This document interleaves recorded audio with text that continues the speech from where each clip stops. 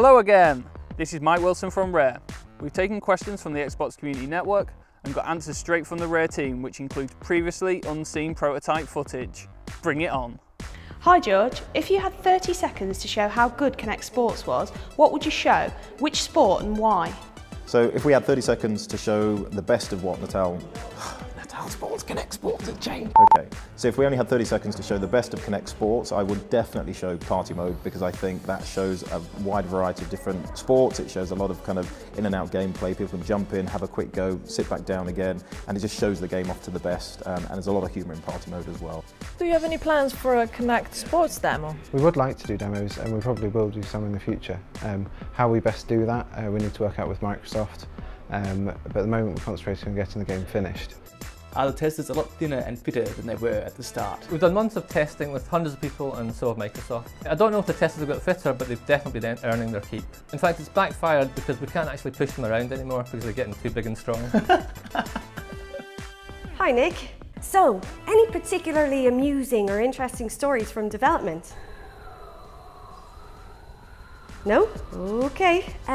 What were the best and worst things about developing on Kinect? I think the best thing working with Kinect is just how new it was. We didn't know really what kind of game we were going to make with it. You know, it was literally a brave new world. We'd never seen anything like this before.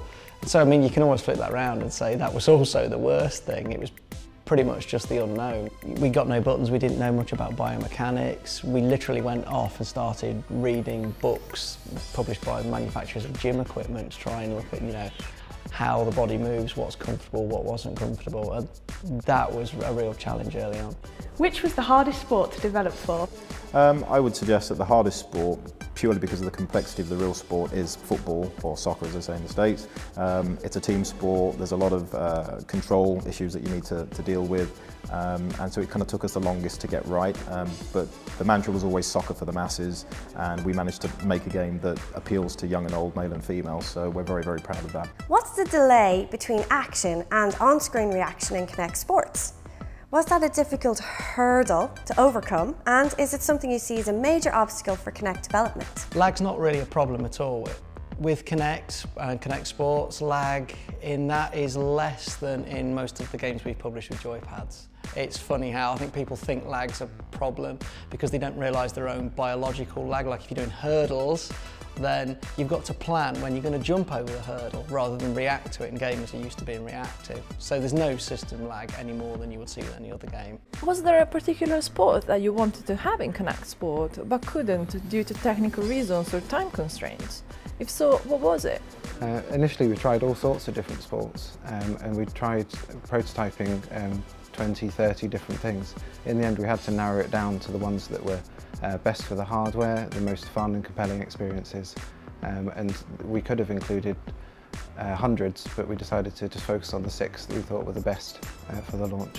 Imagine that next year Microsoft came to you personally and said, "You've got an unlimited budget and unlimited time. Make the Kinect game of your dreams." What would you make? What's the wildest, most exciting and out there concept that you've thought of for Kinect?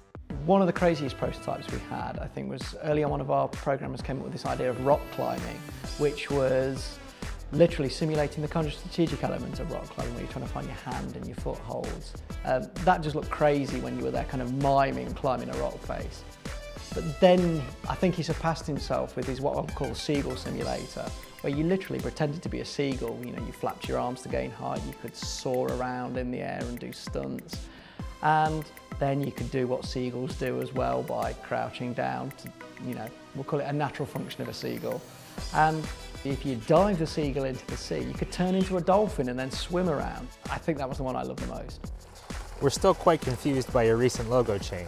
What's the story with all the different colors and shapes? Do they all represent something particular? So we see the future of Rare is slightly more than beyond just games. Obviously our work with the avatars and the platform work we've done recently. Is that a bug?